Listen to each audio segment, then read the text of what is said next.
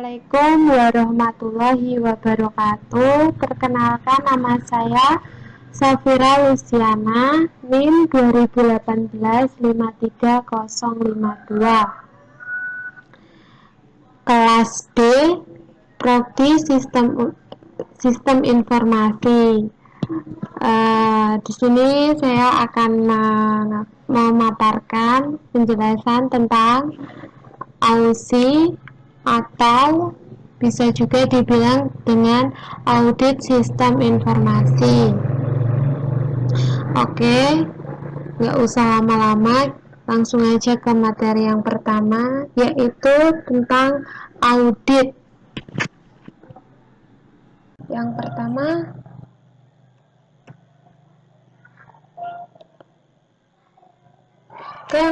kita akan membahas tentang audit. Sebelum kita membahas tentang audit, saya akan menjelaskan apa sih AUSI itu. AUSI adalah audit sistem informasi. Nah, kita akan membahas satu-satu, yaitu dari audit terlebih dahulu, setelah itu tentang apa itu sistem informasi. Nah, yang pertama lanjut aja, kita langsung ke audit. Di sini menurut Wikipedia ID, audit atau audit bisa dikatakan sebagai pemeriksaan dalam artian luas yang bermakna evaluasi terhadap apa? Terhadap organisasi, terhadap sistem, proses, ataupun produk. Audit dilaksanakan oleh siapa? Oleh pihak yang kompeten, objektif, dan tidak memihak kepada siapapun. Yang disebut apa? Yang disebut auditor.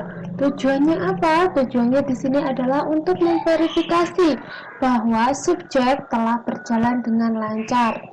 Nah, itu tadi sekilas tentang audit. Kita lanjut ke materi yang berikutnya.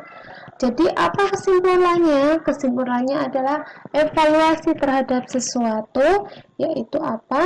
Yaitu organisasi, sistem, proses, dan produk yang dilaksanakan oleh siapa? Ya, oleh pihak yang kompeten, objektif, dan tidak memihak, yang disebut sebagai auditor.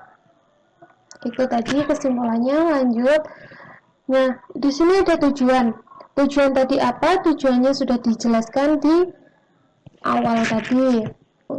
Apa itu? Yaitu memverifikasi bahwa subjek telah berjalan dengan lancar. Oke, lanjut. Nah, di sini sistem. Apa sih sistem informasi itu? Sistem informasi adalah aplikasi komputer untuk mendukung operasional dari suatu organisasi. Berupa apa? Ya, berupa operasi, instalasi, dan perawatan komputer, perangkat lunak, dan data. Contohnya apa? Contohnya adalah hardware, software, firmware, dan prosedur yang diorganisasi secara integral untuk mengolah data menjadi informasi yang bermanfaat guna memecahkan masalah dan pengambilan keputusan. Oke, lanjut. Nah, di sini ada gambar I/O dan komponen aplikasi informasi, di mana dimulai dari data, informasi, prosedur, dokumen. Komponen utamanya di sini adalah hardware dan software. Nah, berikutnya komponen pendukung di sini ada networking, bandwidth, dan lainnya. Oke, lanjut. Nah, di sini ada audit sistem informasi menurut Ron Weber.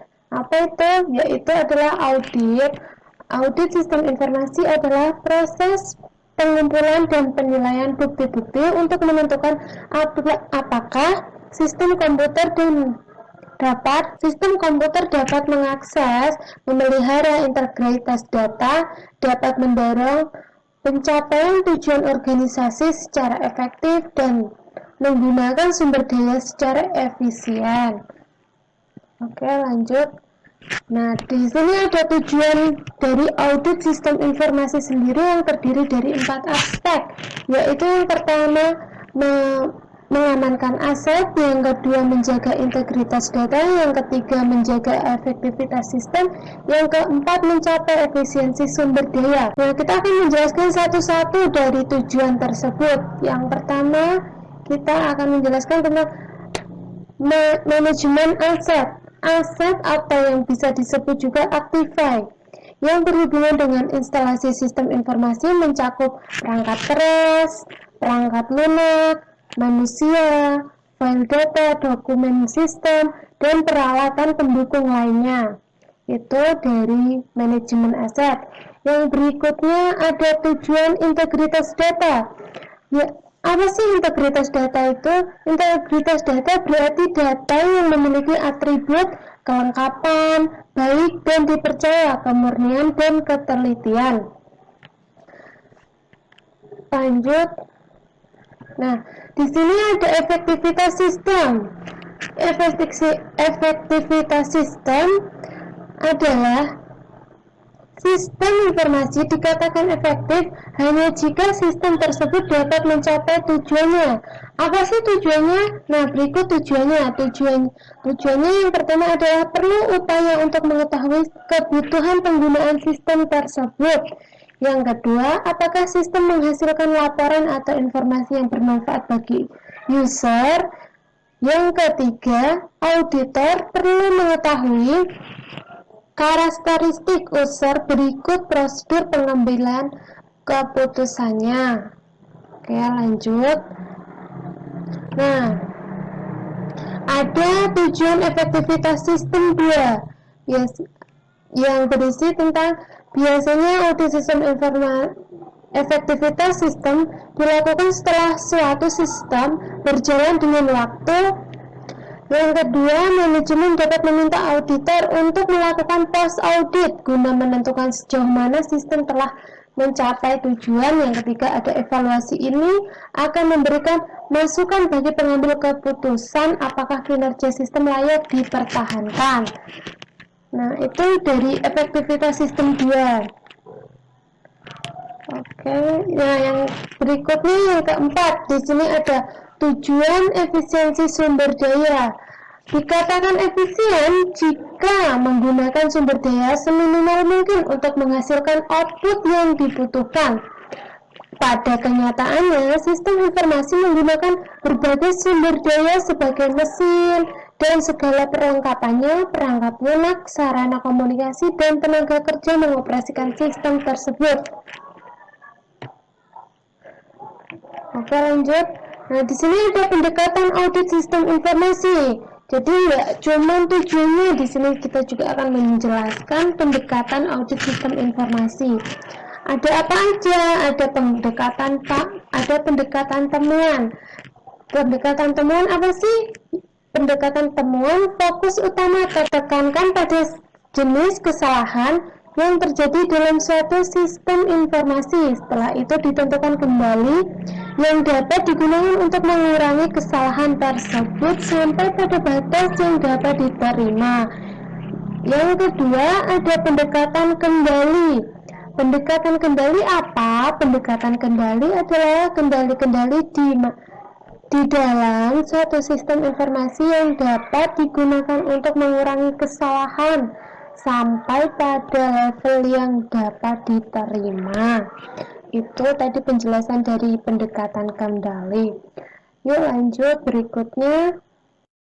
Nah, di sini juga ada aspek yang diperiksa. Apa aja sih aspek-aspeknya? Berikut aspek-aspeknya. Di sini ada audit secara keseluruhan menyangkut efektivitas dan efisiensi. Apa aja? Ada availability sistem, ada reliability, confidentiality, integrity. Selanjutnya adalah audit atas proses, modifikasi, program audit atas sumber data dan data file. Audit SI sendiri merupakan gabungan dari berbagai macam ilmu, antara lain tradisional ilmu, manajemen sistem informasi, akuntansi, ilmu komputer. Oke, lanjut.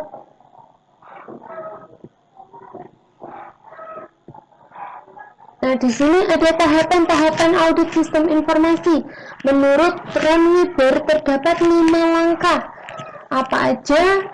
Langsung aja kita bahas satu-satu, yaitu yang pertama ada perencanaan audit, ada pengetasan kendali, yang ketiga ada pengetasan transaksi, yang keempat ada pengetasan keseimbangan atau keseluruhan hasil, yang kelima ada pengakhiran.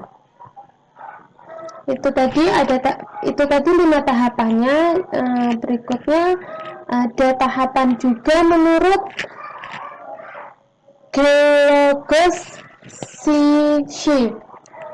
Tahapan audit sistem informasi mencakup aktivitas. Yang pertama ada perencanaan, yang kedua ada pemeriksaan lapangan, yang ketiga ada pelaporan, yang keempat ada tindak lanjut. Nah, di sini ada pengumpulan data.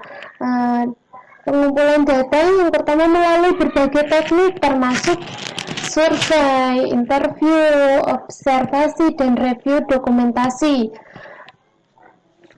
Dan juga ada bukti-bukti audit yang diambil oleh auditor mencakup bukti elektronik, data dalam bentuk file soft copy.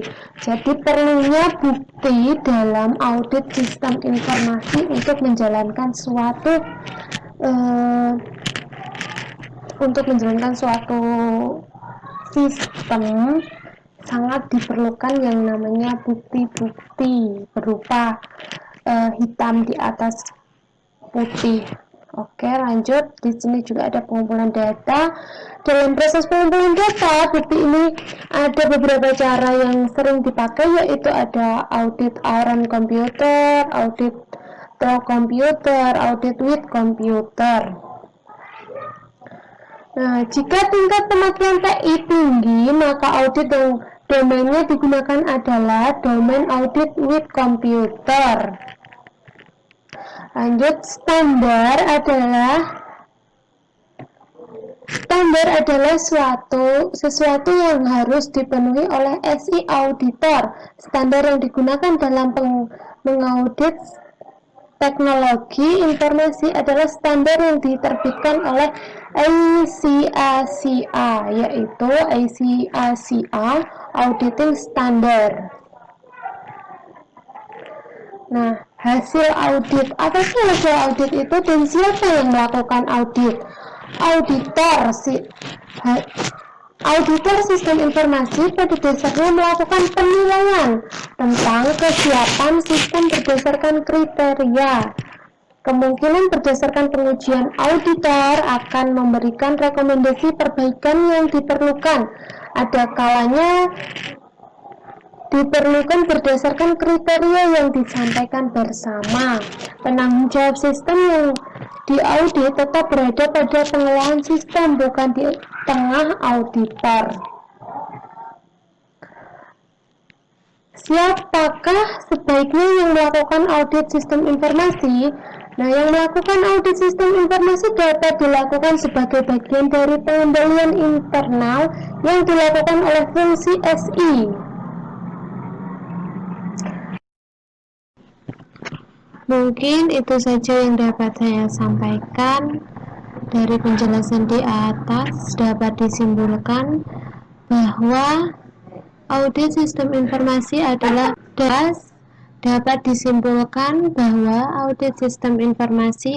proses pengumpulan di mana pengevaluasian atau pemeriksaan bukti-bukti untuk membuktikan dan menentukan apakah sistem dapat berjalan dengan sesuai keinginan dan menerapkan sistem pengendalian intern yang memadai. Dan juga apakah aset organisasi sudah dilindungi dengan baik dan tidak disalahgunakan, apakah mampu menjaga integritas data, kehandalan serta aktivitas dan efisiensi penyelenggaraan sistem informasi komputerisasi. Konteks dalam proses audit sistem informasi ini terbagi menjadi 3. Apa aja? Yaitu yang pertama, sistem informasi berbasis resiko.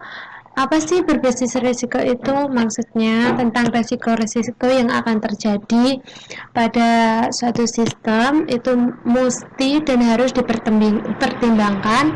Dan yang kedua ada audit sistem informasi berbasis kendali. Apa itu? Maksudnya pengendalian suatu sistem informasi. Dan yang ketiga ada sistem informasi berbasis komputer. Mungkin itu saja yang dapat saya sampaikan, dan kesimpulan yang dapat saya berikan. Kurang dan lebihnya saya mohon maaf yang sebesar-besarnya. Dan untuk Bapak dosen, terima kasih atas tugasnya, dan pada teman-teman terima kasih atas dukungannya. Wabillahi taufiq walhidayah. Wassalamualaikum warahmatullahi wabarakatuh.